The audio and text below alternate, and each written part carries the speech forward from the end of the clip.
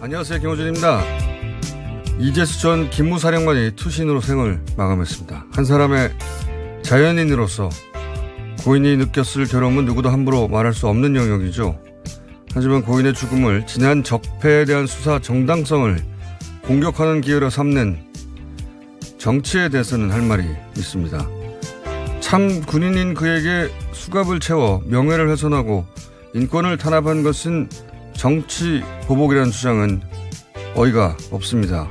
고인이 참 군인이었다면 그의 참된 군인으로서의 명예를 훼손한 것은 나라를 지켜야 할 군인에게 아이들을 잃은 부모들에 대한 사찰을 지시한 지난 정권이고, 그 과정에서 탄압당한 인권은 그 유가족들의 인권인 겁니다. 어떻게 가해자와 피해자를 뒤바꿔 놓습니까? 군의 방첩기관이 단원고등학교에 뭐하러 기무요원들을 배치합니까? 부모들 정치적 성향을 왜 확인하고 그 뒤를 왜 밟습니까? 아이들이, 그 부모들이 체제 전복 세력인가요? 세월호 침몰이 박근혜 정권의 정치적 부담이 되니 그 가족들을 압박해 주저앉히려고 한 거 아닙니까? 나라를 지킨 게 아니라 정권을 보호한 거 아닌가요? 그게 참군인에게 시킬 일입니까? 군인에게 정치 사찰을 지시한 정치가 그의 빈소를 찾아서 해야 할 일은 자기 반성인 거죠.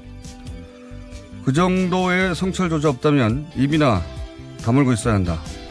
김호준 생각이었습니다.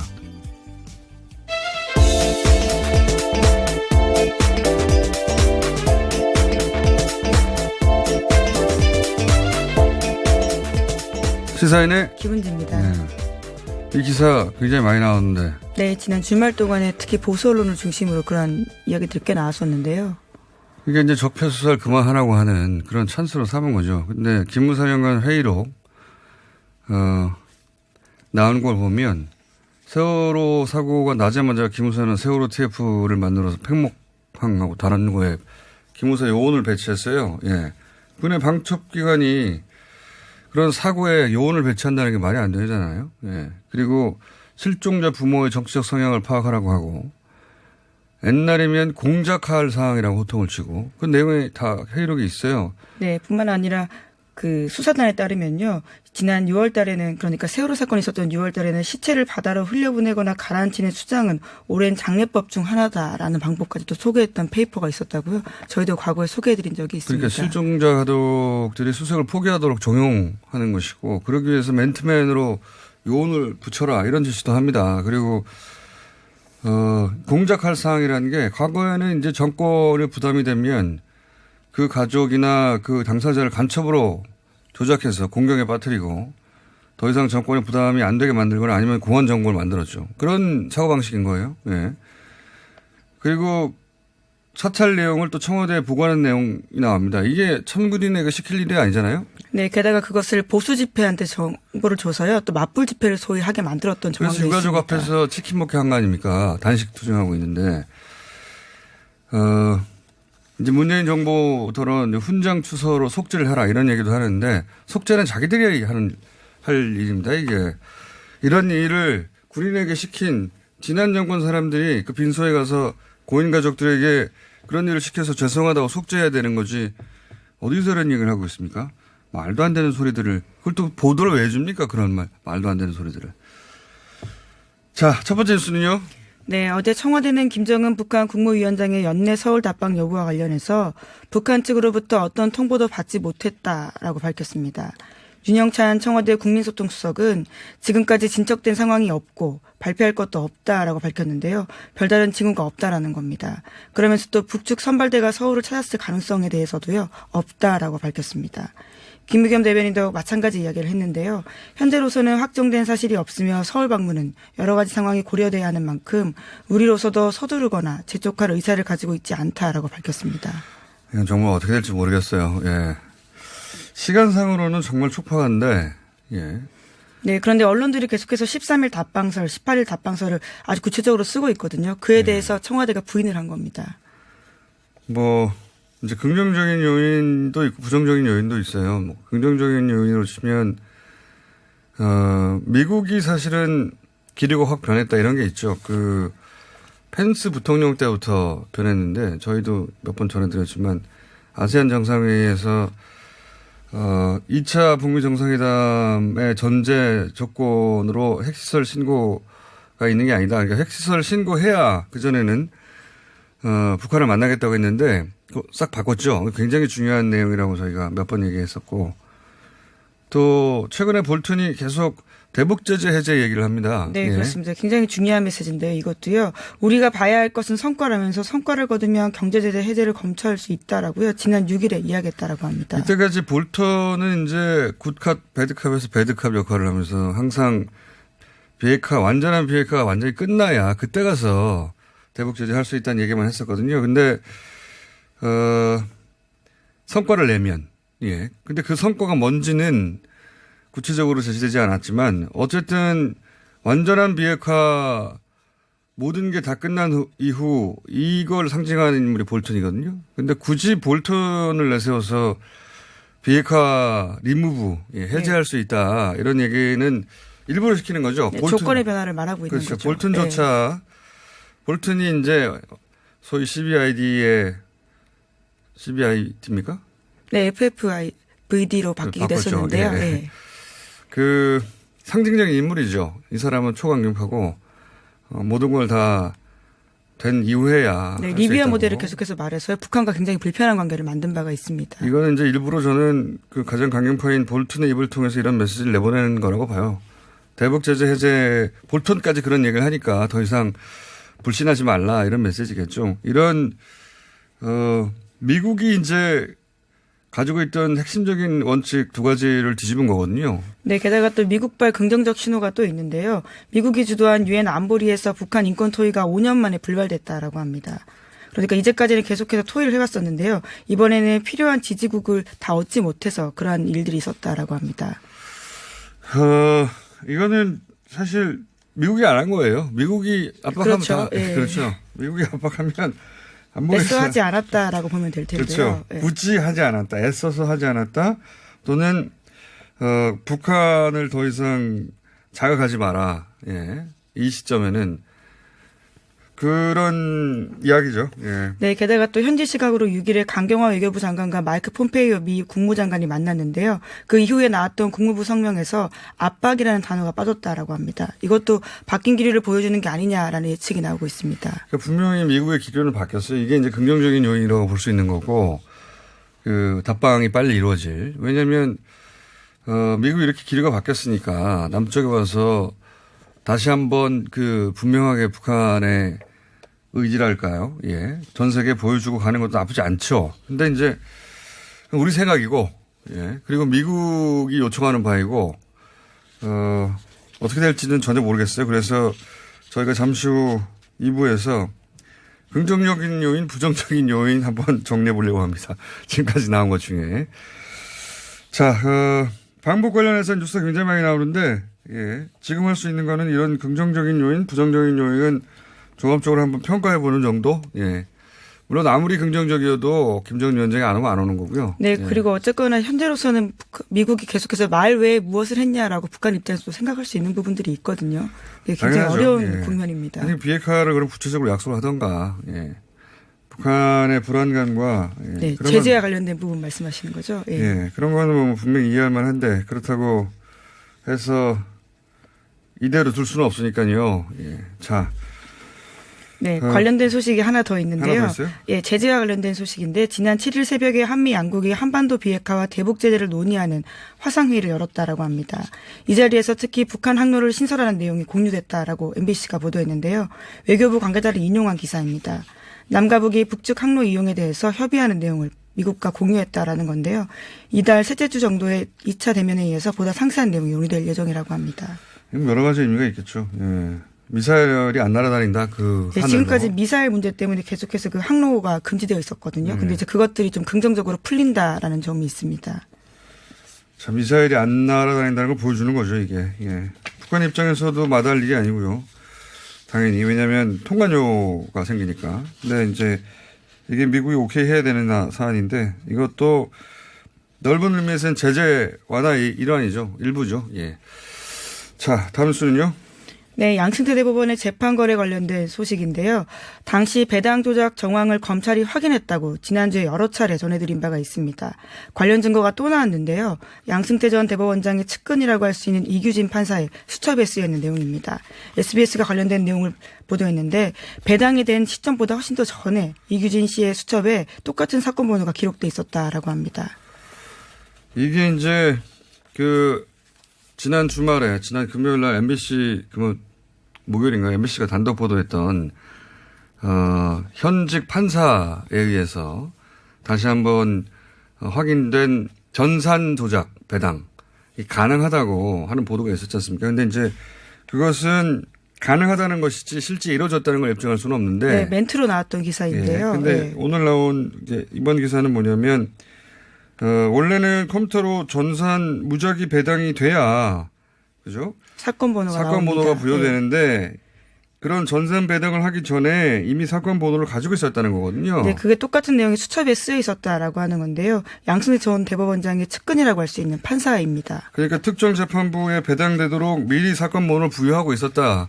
이게 MBC에서도 어떻게 보도됐냐면, A 사건이 B 재판부에 배당되게 하려면 여러 가지 방법이 있는데 미리 사건 번호를 특정해서 그 특정 번호가 특정 재판부에 배당되도록 조작을 하면 된다고 했거든요. 그러니까 그렇게 한 거죠. 아직 컴퓨터는 안 들어갔는데 배당 번호를 가지고 있고 이미 내부적으로 돌려서 미리 이렇게 한 이유가 하나밖에 더 있겠어요? 그 사건이 특정 재판부에 가도록 한. 예, 당시에 양승태 법원에 굉장히 관심사였던 사건인데요. 통합진보당 의원들의 의원지위 확인 소송 관련된 항소심 배당 조작이었습니다. 이렇게 한 이유는 또 뭐겠어요? 그 재판부가 양승태 대법원장의 말을 잘 들으니까 그렇게 했겠죠. 예. 중요하고 결정적인 증거라고 봅니다. 그 사건 배당을 조작한 거예요. 보니까. 이 정도 나왔으면은. 네, 관련된 증거에 대해서 이규진 판사는 검찰 조사에서 행정처 내부 회의 내용을 기록했다라고 하고 있는데요. 하지만 자신의 배당 조작에 관여하지 않았다고 SBS에 주장하고 있다라고 합니다. 본인은 모를 수도 있고요. 예, 알고도 모른다고 할 수도 있지만 분명한 거는 정황상으로 대단히 확실한 거죠. 이 정도면. 아직 전산 안 돌렸는데 번호가 나왔다는 거 아닙니까? 네, 그것도 수첩에 쓰여 있었다라는 건데요. 네. 자, 다음 뉴스는요. 네, 약 470조 규모의 내년도 예산안이 야3당의 불참 속에서 지난 8일 새벽 국회를 통과했습니다. 함께 200개에 가까운 민생 법안들도 통과가 됐는데요. 선거제도 개편을 주장하면서 본회의에 불참한 야3당은 강하게 반발하고 있습니다. 정치가 참 기묘합니다. 민주당하고 자유한국당하고 손잡고. 네, 현재 바른미래당과 민주평화당, 정의당이 항의하고 있는 상황인데요. 정의당과 바른미래당과 손잡고. 묘한데 요 사안은 저희가 3부에서 예산이 어떻게 되는지 좀 짚어보겠습니다. 하도 해설들을 잘 못 알아듣겠어요. 돈이 어떻게 했다는 숫자만 나오고 좀 자세히 짚어보겠습니다. 자, 다음 뉴스는요. 네, 유치원 3법이 지난 7일 본회의에서 처리되지 못했습니다. 더불어민주당과 자유한국당의 입장차가 좁혀지지 않아서 바른미래당이 중재안까지 냈지만 자유한국당이 타협을 거부한 건데요. 바른미래당은 처벌 수위를 낮추고 처벌 유예 기한을 두는 중재안을 제시한 바가 있습니다. 자유한국당은 이 사안과 관련해서는 사실 비판받아 마땅합니다. 이게 애초 이 문제가 생긴 게 유치원 측에서 교육 목적 이외에 교비를 마음대로 써서 생긴 문제, 그렇게 시작된 문제 아닙니까? 네, 그렇죠. 예를 들어서 해외차 리스 비용을 교비로 사용한다거나요. 면세점에서 아주 고가의 물건들을 샀다거나 이런 것들이 있습니다. 그러니까 가계부하고 유치원 회계를 막 섞어 쓴 거예요. 개인의 가계부하고. 그러니까 자기들이 가계부에서 쓸 돈은 월급으로 받아 쓰라는 거죠. 근데 지금 막 섞어 쓰고 있기 때문에 그걸 투명하게 해야 된다. 여기서 출발한 것인데 자유한국당의 안은 이겁니다. 국가 지원 회계하고 일반 회계를 분리하는 거예요. 그래서 학부모가 내는 교비는 마음대로 써도 되는 일반 회계에 집어넣겠다. 이렇게 되면 무슨 일이 벌어지냐면 투명하게 해서 그런 유치원 교비를 교육 목적에 쓰도록 만들려고 하는 게 애초에 이 문제의식인데 마음대로 써도 되는 회계를 따로 법으로 보장해 주는 겁니다. 정반대로. 네, 제대로 감시받지 않겠다라고 하는 건데요. 그와 관련해서 박용진 의원이 문자 하나를 공개했는데 지난 8일에 끝까지 은혜를 잊지 않겠다라면서 한유청 의원이 자유한국당 의원에게 보내려다가요. 민주당 의원에게 잘못 보낸 문자도 있었다라고 합니다. 잘못 보낸 게 아니라 혹시 평소에 문제의식을 가지고 있던 한유청 회원이 그렇게 보낸 게 아닐까요, 혹시라도? 네, 그러기엔 현재 상황에 은혜를 잊지 않겠다라고 말하기 쉽지 않은 것으로 보이는데요. 은혜까지는 아니죠. 예. 잘못 보낸 게 맞는 것 같습니다. 예. 자, 여기까지 하겠습니다. 시사인의 김은지였습니다.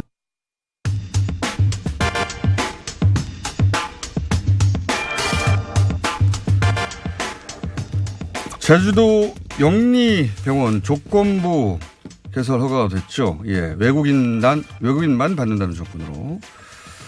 하지만, 해당 병원은 즉시 반발하고 있습니다. 무엇이 문제인지 좀 짚어보겠습니다. 인도주의 실천의사협의회 정형준 정책위원장 스튜디오에 나오셨습니다. 안녕하십니까. 안녕하세요. 예. 영리병원 이야기는 한 십몇 년 된 이슈입니다. 제가 2002년부터 들었던 것 같은데요. 예, 거의. 15년 넘은 이슈입니다. 예. 예. 들은 것 같은데 이게 이제 승인이 된 게 2015년이죠. 그러니까 이 병원은 2015년 12월에 박근혜 정부의 보건복지부에서 승인을 했습니다. 승인을 했죠. 예. 승인을 했는데 그러면 그때 병원 문이 열었어야 될 것 같은데 그렇지 않고 제주도에서 논란이 있으니까 어떤 절차를 거쳤지 않습니까? 공론위원회인가? 그죠? 예, 그 공론화위원회를 하게 된 과정이 원래는 2016년, 17년에 예. 사실상 이거 허가사항 결과를 냈어야 되는데 예. 원희룡 지사께서 이제 지방선거가 앞서 있으니까 정치적 부담이 있어서 그렇겠죠. 마지막에 이제 시민사회단체들의 압력을 받아서 공론화조사위원회를 가기로 한 거를 본인이 압력에 의해서 굴복을 해가지고 다시는 진행을 한 겁니다. 아, 지난 작년이었던가요? 원전 가지고도 공론화위원회만 했었죠. 그래서 예. 공론화위원회에서 낸 결론대로 정부가 받아들였습니다. 예, 그런데 맞습니다. 제주도의 영리병원 관련해서는 제주도의 공론화위원회는 어떤 결론을 했습니까? 제주도의 공론화위원회는 지금 70%가량이 예. 불허를 해야 된다고 해서 아, 그래요? 예, 올해 10월에 이제 공론조사위가 끝났을 때 공론조사위 위원장이 직접 이제 언론 브리핑도 다 했었고요. 아, 두 달 전에. 불허 공고를 했습니다. 두 달 전에. 두 달 전에 그러니까 불허한다고 70%가 반대한다고? 예, 그렇게 결론을 내렸죠. 아, 그러면 지금 제주도의 결정은 공론화위원회의 권고사항하고는 전혀 다르게 나온 거네요? 제주도 이제 그러니까 지금 원희룡 지사는 공론화위원회 결론을 완전히 뒤엎은 거고요. 아하. 그래서 이제 지금 다른 지금 뭐 그전에 뭐 탈핵 운동을 하시던 분들이나 다른 시민사회 단체들도 다 공론조사위를 네. 좀 생각하던 분들이 이번에 다 뜨악을 한 상황입니다. 보통은 공론화위원회를 하는 이유는 그게 이제 정치적으로 부담도 되고 어려운 경우에 일반 여론을 들어보려고 하는 것이고 그러면 대부분 그 권고대로 하겠다는 의지를 가지고 하는 건데 이번에는 하지 말라고 주민들은 했는데 제주도에서는 지방정부에서는 하겠다고 대신 조건을 걸었지 않습니까? 그 공론화위원회 권고사항을 받지는 않았지만 내국인은 안 받겠다고 이제 조건을 걸었잖아요. 예, 내국인에 대해서는 진료를 하지 않는 걸로 허가 조건을 걸었습니다. 예. 그 경우에 지금 녹지병원인가요? 녹지국제병원. 예. 그 병원은 무슨 소리냐? 애초 내국인 외국인 다 허용하는 것으로 2015년 12월에 정부 승인이 나지 않았냐?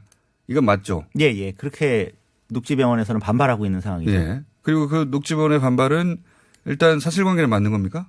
사실관계가 맞을 뿐더러 2016년에도 이제 원희룡 지사가 제주도지사였지 않습니까? 네. 그 당시에 제주도에서 홍보 자료를 냈는데 거기도 제주도에 이제 새로 들어올 이 녹지국제병원이 내국인 진료를 잘할 수 있다라고 팜플렛까지 만들어서 제주도가 이렇게 광고를 했을 정도입니다. 당시에. 예. 그러니 녹지국제병원은 불만을 가질 만하네요. 기본적으로. 그래서 지금 불만의 수준이 그 정확한 워딩으로는 깊은 유감을 가지고 본인들은 이제 소송을 하겠다라고 밝힌 상황입니다. 소송을 하면 어떻게 되는 겁니까? 이게 지금 국내법으로 국내에 열린 병원이 내국인들을 진료할 수 없다. 이게 법으로 가능한 얘기입니까? 그러니까 지금 뭐 이제 첫 번째는 의료법하고 상충이 되고요. 의료법에서 진료 거부를 못 하게 돼 있기 때문에. 그렇죠. 예, 뭐 아파서 왔는데 사실은 거부를 한다는 건 한국 사람이니까 나가 이렇게 해야 한다는 거잖아요, 지금은. 예, 그것이 어렵고요. 그 법 현실적으로 어렵습니까?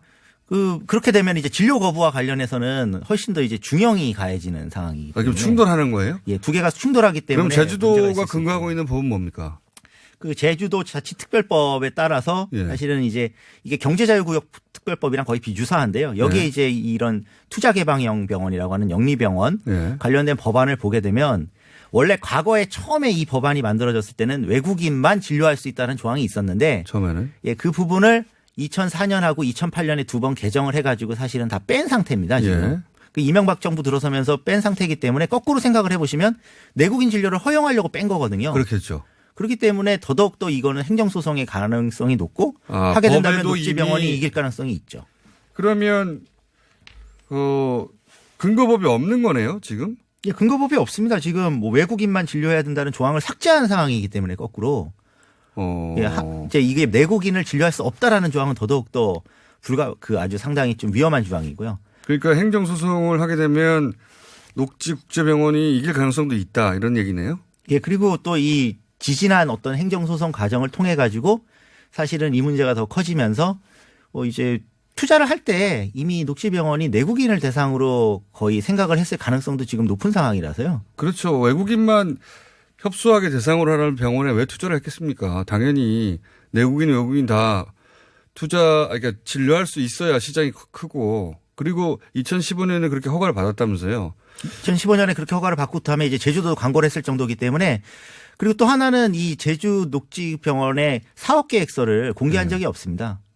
그래요? 이게 그러니까 영리병원이 가장 큰 문제를 가지는 게 이제 저희가 일반적인 병원은 비영리법인 병원이거나 개인병원은 복지부의 이제 그 통제 하에서 예. 어떤 진료를 할 거고 어느 정도 인력이 들어가서 어떤 식으로 계획을 세워서 병원을 어떻게 운영할지를 예. 알 수가 있는데 예.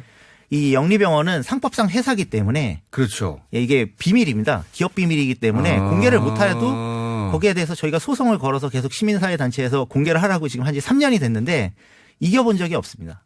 그렇죠. 그래서 더 문제가 되는 그냥 것이죠. 사기업에 불과하니까. 그래서 이 병원에서 무슨 진료를 하는지 그리고 앞으로 어떤 진료를 할 계획이었는지 내국인이나 뭐 외국인 비율을 어떤 식으로 진료를 해서 이 병원을 운영하려고 했는지를 확인할 방법이 없습니다. 지금. 아하. 녹지국제병원은 그럼 중국에서 의료 사업을 활발히 하는 병원입니까?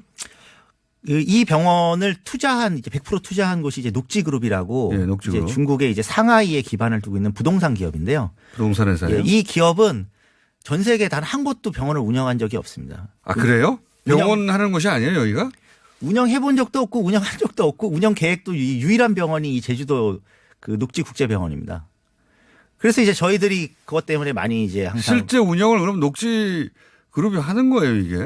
병원을 실제 운영해 본 적은- 운영을 할 수 없기 때문에 운영 주체를 누군가에게 위탁을 해야 되는 상황인데 그 위탁 주체를 지금 확인을 못하는 과정이고 그 사이에 이제 몇 번 그 운영 주체로 밝혀진 사람들은 당연히 뭐 다들 아시겠지만 한국인입니다, 당연히. 제주도에서 이 병원 운영하는데 뭐 중국 사람이 와가지고 중국어로 막 병원 어떻게 운영합니까? 그러니까 운영 주체는 사실상 다 한국인이었던 것이죠. 좀 의심스러운 대목이 있네요. 이게 과거에는 그 외국인 100% 자본을 했다가 왜 중간에 제가 기억은 안 나는데 우리나라 자본이 50%가 들어갈 수 있다고 했다가 뭐 이렇게 왔다 갔다 했었잖아요. 예, 맞습니다. 법안이. 예. 이게 실제로는 우리나라의 이 영리병원을 추진하는 쪽에 자본이 우회로 들어가 있는 거 아닙니까? 혹시라도? 그래서 이제 이거 검은머리 외국인이 들어올 수도 있고요. 이렇게 그리고 실제 2015년에 처음에 승인될 때 예. 그 당시에 이제 녹지병원이 한 90% 정도 투자하는 걸로 하고 10% 정도를 예. 중국에 있는 뭐 상하이 리거라고 하는 예. 곳에서 투자를 했는데 이 상하이 리거는 사실 다 한국인으로 구성이 돼 있어서 당시에 논란이 됐던 적이 있고 그래서 복지부에서 상하이 리거는 투자하면은 이제 우회 투자에 논란이 벌어지니까 사업 계획서를 다시 써오라고 해가지고 그 사람들이 빠져나가고 100% 녹지그룹으로 승인을 내긴 했는데 여전히 의심스러운 거죠. 녹지그룹이 그러면 그거는 이게 100%다 의심스럽네요. 진짜 되고 있는 것인지 아. 뭐 이런 부분들도 다 히스토리가 의심스럽습니다. 있으니까 예. 실제로. 아하. 의심스러운 지점이 여기 하나 있고. 아, 그렇군요. 이게 부동산 회사군요. 저는 중국에서 뭐 의료 사업을 하는 중국은 영리병원이 되니까. 예, 영리병원이 됩니다. 예, 영리병원이 되니까. 물론 뭐 중국은 공공의료가 우리보다 훨씬 높으니까요. 우리하고는 비교할 수가 없긴 하지만 여하간 중국의 의료법인인 줄 알았어요. 그게 아니군요. 부동산 회사인데 다른 나라에도 병원을 운영해 본 적이 없고 전 세계 어디서 해본 적이 없는 부동산 회사가 병원만 달랑 지은 것이다, 현재는. 그렇기 때문에 뭐 상식적으로 생각을 해보시면은 병원을 운영해 본 적이 없고 또 병원으로 뭔가 앞으로 이 기업이 뭔가 발전하려고 하는 게 아니기 때문에 그냥 투자만 한 셈이고요. 실제로 저희가 알 수 없는 누군가가. 기업 비밀로 지금 되어 있는 누군가의 운영 주체가 있고 그 운영 주체가 이제 한국인의 가능성이 매우 높다는 점은 뭐 다시 말씀드릴 수밖에 없습니다. 알겠습니다. 그 대목은 그런 의혹을 가지고 계시고, 근데 이제 이런 과정을 거쳐서 영리병원이 내국인 진료의 길이 이제 틈새가 열리게 된다. 뭐 이 병원 하나로 전폭적으로 열리지는 않겠죠. 근데 그런 틈새들이 생기기 시작하는 거 아니겠습니까? 행정소송하게 되고. 예, 맞습니다. 아마도 이런 소송도 생길 수 있을 것 같아요. 내국인이 나 저 병원에 가서 진료받고 싶다. 내가 저 병원은 좋은 시설이 있기 때문에 내 병원 저기 가서 치료받을 수가 있는데 왜 저기 못 가게 하냐. 이런 소송도 가능한 거 아닙니까? 예, 충분히 가능하고요. 뭐 그런 식으로 또 부추길 수도 있는 지금 상황이기 때문에. 그러니까요. 그런 여러 소송전이 휘말릴 것 같고 제 생각엔.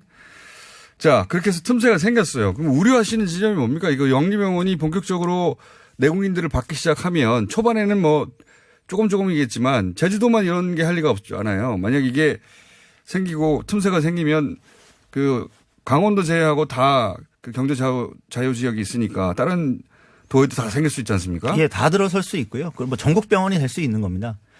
제일 저희가 우려하는 점은 이제 첫 번째로는 이 병원들은 건강보험의 지정을 받지 않습니다. 건강보험의 그렇죠. 지정을 받지 않는다는 당연지정이 뜻은 안 되니까. 그러니까 이제 환자를 골라서 받을 수 있는 병원들입니다. 물론 이제 진료 거부를 하지는 않지만 그리고 당연지정제가 안 된다는 건 이 의료비의 가격이 결정을 본인들 마음대로 할 수 있다는 뜻이거든요. 그렇죠. 이게 이제 당연지정제가 얼마나 좋은지 우리가 너무 당연하게 여겨가지고 잘 모르는데 예. 병원의 가격을 국가가 통제할 수 있거든요. 예, 맞습니다. 예. 그리고 이게 영리병원이 아니니까 또 보건복지부를 통해서도 그러니까 병원이 어떻게 운영되고 병원의 그 의료 단가들을 국가가 통제할 수가 있어요. 예, 지금 한국은 이제 수가라고 하는 이제 의료비 하나하나 약값부터 시작해서 행위 하나하나에 대해서 지금 가격이 다 통제가 들어와 있는 그렇죠. 상태고요. 물론 그걸 통제라는 것보다는 이제 전문가들이 모여서 결정을 하는 건데. 통제죠. 예. 네. 근데 이제 거기에 대해서 이제 지금 뭐 상당히 뭐 일부 의사들 반발하지 않습니까? 그게 그렇죠. 낮다고. 아무튼 그럴 정도 수준인데 이 부분이 이제 열리는 거고요. 그다음에 또 두 번째는 그렇게 되면서 건강보험하고 관련이 없어지기 때문에 어떤 의료 행위를 했는지 어떤 약을 투약했는지 사실은 뭐 보건복지부나 아니면 뭐 심사평가원 같은 데서 들여다볼 수 있는 방법이 없고. 그렇죠. 그 병원이 사기업인데요. 예. 어떻게 사기업의 영업 비밀을 달라고 합니까? 안 되는 거죠. 그렇게 되면은 이제 자연스럽게 그 다음 문제가 지금은 저희가 이제 의료법상에 환자 유인할선을 못하게 돼 있습니다. 그러니까 예. 건강보험 당연지정제니까 A 병원에서 사실 뭐 광고 정도는 할 수 있지만 환자를 뭐 B 병원으로만 넘기고 뭐 아니면 유인할선이 너무 어려운 말이에요. 예. 미국은 이렇지 않습니까? 요 보험을 든 사람은 요 병원만 가라. 예, 그런 식으로 다 이제 정해져 있죠. 예. 그래서 이제 환자들을 그렇게 된다는 거 아닙니까? 그죠? 예, 끌기 위한 어떤 방법들이 이제 민간보험하고 다 결탁이 될 수 있고요. 예. 그다음에 요즘에 또 보험 상품들도 다양해져 가지고 뭐 실손보험뿐만 아니라 뭐 건강증진형 상품들도 나오고 그러는데 그 상품들 하나하나마다 이제 뭐 삼성생명의 보험은 삼성서울병원을 가야 된다. 그렇죠. 이렇게 될 수 있는 것들을 다 만들어낼 수 있는 거죠. 그렇죠. 그리고 삼성병원은 굉장히 굴제 병원이니까 국내 삼성병원에 가서 진료를 받으려면 삼성보험을 들어야 되는 거죠. 예를 들면. 예. 그리고 이 병원들이 사실 또 다 네트워킹 할 수도 있고요. 이 영리법인병원이기 때문에 상법상 회사기 때문에 그리고 그 단가가 막 올라가는 거죠. 그래서 이제 뭐 의료비 증가는 사실 한국에서 지금 뭐 시작 단계이기 때문에 국민들이 지금 체감을 못해서 그렇지 만약 이런 병원들이 한두 개 늘어나게 되면은 그 주변 지역부터 의료비가 계속 올라갑니다. 외국의 사례도 있지 않습니까? 예, 뭐 미국 같은 경우도 이제 영리병원이 극단적인 사례고 완전히 거기는 예, 있는 지역이 더 높다는 것이고요. 미국도 예. 이제 극단적으로 의료비가 높지만 그리고 뭐 저희보다 좀 못 사는 나라지만 태국 같은 나라에서도 영리병원으로 뭐 외국 환자들 많이 받아서 의료 관광한다고 하지만 그 주변 지역들의 의료비가 다 올라가고 그 주변 지역이라고 하는 게 이제 항상 대도시나 아니면 뭐 교통상이 좋은 그렇겠죠. 곳들이니까요. 그곳에 또 의료 인력들도 그쪽으로 더 빨려 들어가면서 인건비가 이제 덩달아서 이제 뭐 춤을 추면서 그러니까 의료비가 상승한다는 건 다 밝혀진 상황입니다. 의료 시설 혹은 의료 인력, 의료 수준 전체적으로 양극화가 되겠죠. 비싼 보험 들어서 시설 비싼 병원에 가서 그다음에 그렇게 월급 많이 주는 병원에 모인 의사들이 진료하는 그런 것을 받을 수 있는 이제 비싼 진료를 받을 수 있는 환자들과 그렇지 않은 서민 대상으로 하는 병원이 급격한 차이가 벌어지고 양극화가 벌어질 것 같아요. 예, 양극화가 벌어지고 근데 이제 그렇게 되면은 이제 최종적으로는 이제 뭐 상당히 아주 암울한 이야기인데 끝에 가게 되면은 이제 당연히 건강보험 당연지형제 문제가 아니라 건강보험에 가입하는 문제도 부자들은 이제 내가 민간보험 가입해가지고 민간 영리병원하고 이제 치료를 하는데 그렇죠. 돈 왜 많이 내가 주고. 건강보험에 돈을 내야 되느냐라고 그렇죠. 하면서 맞습니다. 이제 여기에 대한 또 다른 돈을 안 소송들이 내면 들어가게 되면 건강보험 축소되겠죠, 재정이. 그래서 이제 건강보험 재정은 점점 더 축소되는 이런 과정을 겪은 나라들이 뭐 칠레라든지 예. 이런 나라들이 그런 과정을 다 겪어서 부유층은 이제 민간보험을 따로 한 30% 가입하고 70%는 건강보험을 가입하면서 건강보험 재정이 계속 악화되면서 공공병원 질도 같이 떨어지는 이런 현상들이 다 외국에서 있던 사례들인 것이죠. 그래서 미국처럼 뭐 맹장수술 한 번 하면 몇 천만 원 나오고 그렇게 되는 거 아닙니까? 그렇습니다. 그리고 뭐 그렇지 않고 만약 공공병원 가게 되면 엄청 기다려야 되고 그다음에 이제 시설이나 이제 장비들도 다 떨어지게 되는 것이죠. 자, 그걸 우려하는 거예요. 예, 반드시 이 제주도 병원 하나로 그렇게 된다기보단 이런 틈새가 생기면 이제 점점 자본은 무서운 거거든요. 자본의 욕망이라는 건. 예, 맞습니다. 그리고 네. 왜 이렇게까지 영리병원을 하려고 하고 사실은 이제 원희룡 지사 같으신 분은 이제 제가 알기로 대권에도 꿈이 있는 분인데 네. 이렇게 국민들을 저항을 받아가면서까지 이 부분을 관철하느냐는 거를 보면은 주요 경제지나 보수지에서 지난달부터 이렇게 계속 원희룡 지사를 이렇게 자극하는 글들을 보면 영리병원을 그 원희룡 지사가 허가함으로써 네. 그걸 통해서 경제 활성화를 할 수 있고 그다음에 큰 기틀을 마련할 수 있다고 자꾸 부추겨 왔거든요. 그게 뭐 자본의 논리고 사실 이 영리병원은 의사들도 추진해왔지만 재경부가 관심이 많았었거든요. 예전부터. 예, 맞습니다. 돈 버는 곳에서 관심이 많았어요. 영리병원이. 그리고 또 한 군데 관심이 많았던 것이 삼성 아닙니까?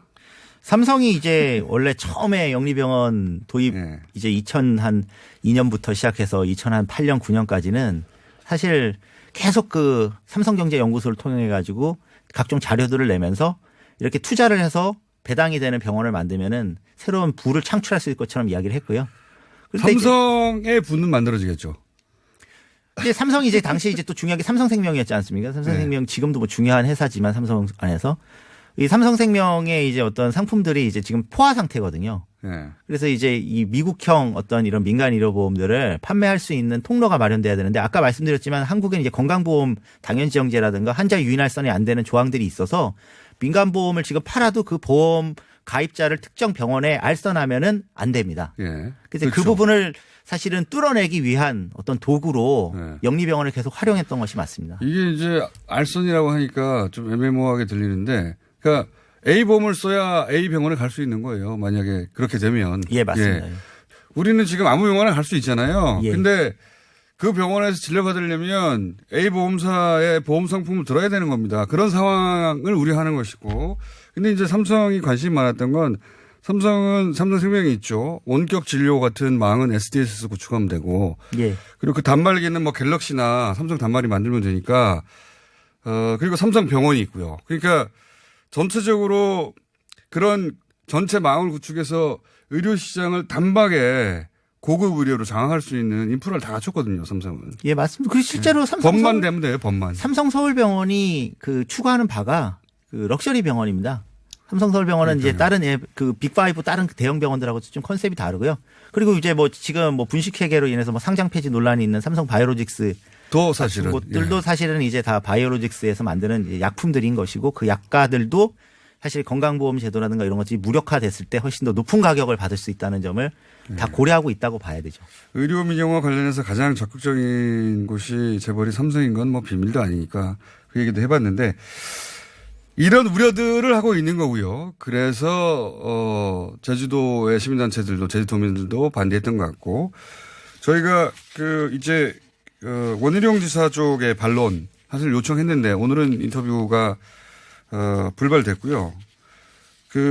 원희룡 지사의 반론도 들어보겠고 요 사안은 저희가 관심을 가지고 계속 다뤄보겠습니다. 네, 위원장님도 몇 번 더 나오셔야 될 것 같아요.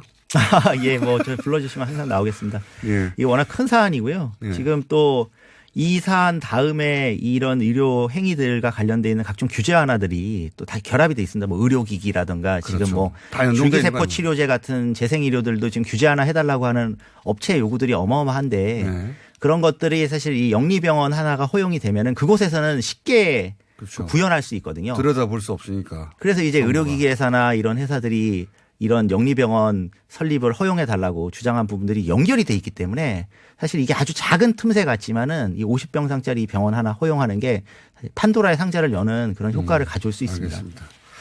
그리고 그 녹지병원은 부동산 회사라는 거. 예, 부동산 투자 회사입니다. 자, 여기까지 하겠습니다. 인도주의 실천 의사협의회 정영준 정책위원장이었습니다. 감사합니다. 감사합니다.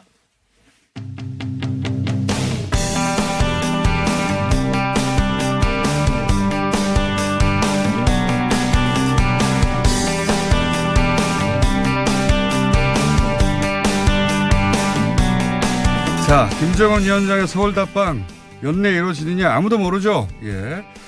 긍정적인 요인, 부정적인 요인 분석을 한번 짧게 해보겠습니다. 한동대 김준영 교수님 나오셨습니다. 안 나오셨군요. 전화 연결됐습니다. 안녕하세요. 안녕하세요. 네. 짧게 정리해보죠. 예. 긍정적 요인, 부정적 요인. 예. 지금 조금 힘들어진 것, 기류가 좀 변한 것 같긴 합니다. 예. 2박 3일로 정식으로 지난번에 우리가 평양 갔던 거와 비견하는 방문은 조금 힘들어지지 않았나 생각이 좀 들고. 예. 그렇게 힘들어진 요인은 시간이 너무 없다? 그것도 있고요. 여러 가지 생각해보면 긍정적인 요인은, 긍정적인 것부터 할까요? 부정적인 것부터 할까요? 일단, 부정적인 것부터 하죠. 여전히 북한이 화가 나 있다는 거고요. 북한은 화가 나 있다. 그러니까 지금 아직 기싸움이 좀 되고 있는 거고, 미국이 계속 북한이 조급하다고 생각하는 거에 대해서 북한은 우리 조급하지 않다고 보여주는 점이 좀 있는 것 같고요. 그다음에 지금 만나봐야 이번에는 손님을 대접하는 게 아니라 지금 최고 존엄이 내려오는 건데, 지금 거기서 뭔가를 얻어내지 못하거나 적어도 이렇게 쫓기는 듯한 게 아니라 정식으로 뭔가를 대접받고 환영받는 분위기를 하지 않을 때 북한이 우리가 얻는 게 뭐냐 분명히 생각할 수 있는 측면이 있는 것 같아요. 지금 예를 들어서 방북 평양 회담 직후의 분위기가 아니라 이제 좀 가라앉았으니까 지금에 가가지고 그때 직후에 왔으면 모르겠습니다만 그렇게 그렇죠. 대접받고 환영 분위기까지는 아니지 않느냐. 이거 북미 2차 정상회담 해서 기대수를 끌어올리고 다시 오는 것도 나쁘지 않다. 이런 계산도 할 수 있다는 거죠. 예. 예, 그 부분에서는 저도 동의합니다. 이렇게 빨리 자꾸 저는 이걸 왜 이렇게 자꾸 우리가 쫓기는 듯하게 이렇게 하는 건지가 좀 아쉽고요. 그다음에 이 정도의 전략적 대화를 북한에서 기다리는 정도로 대화가 없나, 라인이 없나 하는 생각이 조금 들거든요. 그거는 만약에 이제 우리는 모르는 일이죠. 네, 모르는 일이긴 한데, 예. 그러면 이렇게 지금 모르는 방식으로 전달되잖아요. 그러니까 북한의 대답을 기다리는 모양새가 되는 게 가장 바람직한가 하는 생각이 좀 국내 정치적 뭐랄까요 효과를 말씀하시는 거네. 이거는 계속 우리가 우리 정부가 북한의 답변을 일방적으로 기다리는 모양새가 계속 연출되는 건 좋지 않다. 아니 저는 또 지금쯤은 전략적 대화 미국하고 한미 워킹그룹을 한다면 남북 워킹그룹을 저는 해야 된다고 생각하거든요. 남북 워킹그룹을 하자. 예. 대화가 전혀 없는 건지 있는데 말을 못하는 건지는 잘 모르겠습니다만 워낙 특수한 관계라서 어쨌든 그런 우려들을 를 말씀하셨고 자 그러면 긍정적인 요인 한번 말씀해 보실까요? 예. 일단 미국이 지금 무정치의 기간입니다. 많은 사람들이 민주당의 하원 지배가 들어오기 전에 일을 벌여야 된다고 생각하지만 트럼프는 그렇게 생각하지 않는다고 저는 생각하는데요. 그러니까 지금 히든카드에 가깝고 뭐를 돌파를 할 경우 지금 연말 연시는 거의 미국은 완전히 지금 연말 분위기인데 이거를 만들어 가지고 트럼프가 정치적으로 이용할 거가 있는가 하는 생각이 있기 때문에 그거를 북한이 파악하고 있다고 생각이 들고요. 무슨 말씀인지 잘 이해 못했습니다.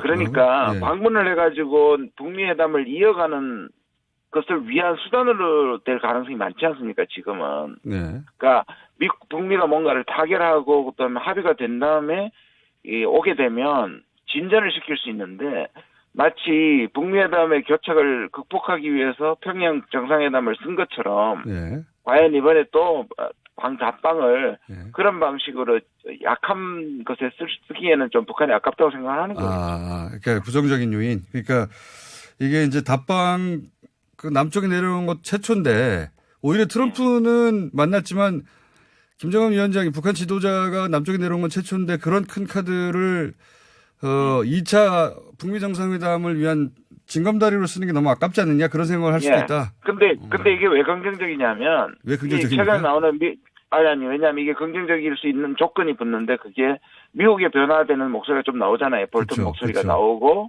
그런 것들과 연결시키면 그런 가능성이 있는데 지금 쓰기는 아깝다는 거죠. 그렇다면 여유 있고 내년 초에 쓰면서 이거를 최대화시킨다면 이건 나쁜 수준은 아닌 거죠. 오늘 저도 오늘 계속 수면무족으로 해서 말이 꼬이는데 교수님도 말이 꼬이시는데 어쨌든 아니 잘 잤습니다. 그러십니까?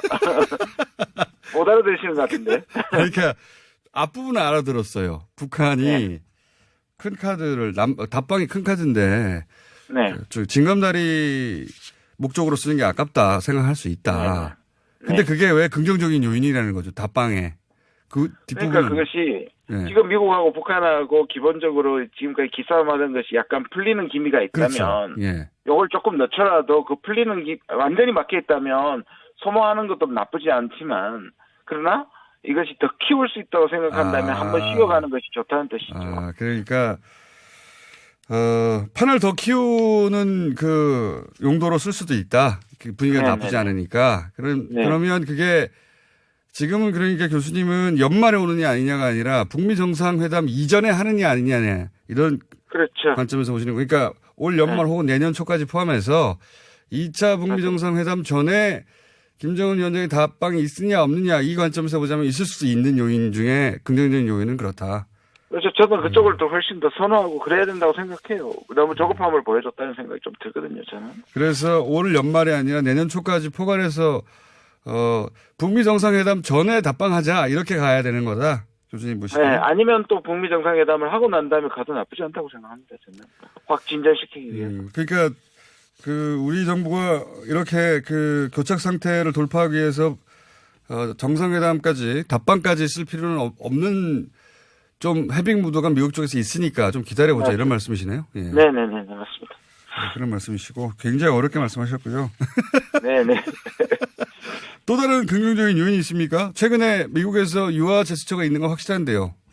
그건 확실히 있는 것 같고요. 근데 이제 아직 구체화된 게 아니고 미국도 구체화시키기에는 아까 말씀드린 것처럼 지금 무정치의 시간이니까 확실히 분위기가 좀 바뀌는 부분이 있고 그다음 제재 완화라는 것이 가장 강경파에 나온 얘기도 있고 뭔가를 또 내년 초에 이 내각 저 라인을 조금 바꾸고 개각하는 움직임도 좀 있기 때문에 뭔가를 시동을 긋는 듯한 그런 움직임이 확실히 있는 것 같습니다. 그러니까 볼튼 입에서 그 대북 제재가 나온 것은 일부러 볼튼에게 그럼 하도록 시킨 것 같아요. 가장 강경파를 통해서. 예, 아마 그럴 거라고 생각이 들긴 합니다. 예. 그런 긍정적인 요인들 펜스 대통령이 했던 말이나 혹은 안보리에서 인권 이번에 안 한 거나 분명히 미국이 노력을 하긴 한 것 같습니다. 근데 지금 조금 뭐랄까요. 이때까지 시간 끌기를 하다 그러면 왜 이게 좋은 거냐 하면은 북한이 실무회담을 계속 거절했거든요. 북한도 실제 실무회담을 계속하는 최선희 비건을 계속 안 만났지 않습니까? 북한이 계속 거절을 한 거죠. 북한도 비건을 마음에 안 들어하는 것 같아요. 마음에 안 들었기도 하고 미국은 왜 이렇게 자꾸 쓸데없는 실무회담을 하냐. 리더 대 리더로 계속 끌고 가는 것이 중요한 것이지. 알겠습니다. 미국은 시간 끌기로 봤던 거고. 알겠습니다. 미국은 그걸 화를 내가지고 북한을 압박한 게 아니고 북한 쪽으로 뭔가를 순환시킨 건 그리고 또 북미 정상회담을 빨리 하겠다고 얘기한 거는 좋은 신호를 북한이 읽고 있다고 볼 수 있는 거죠. 알겠습니다. 교수님 여기까지 하겠습니다. 감사합니다. 네. 김준영 교수였습니다. 나라 살림에 어려워 고난을 겪는 서민들의 안정된 금융 생활을 지원하기 위해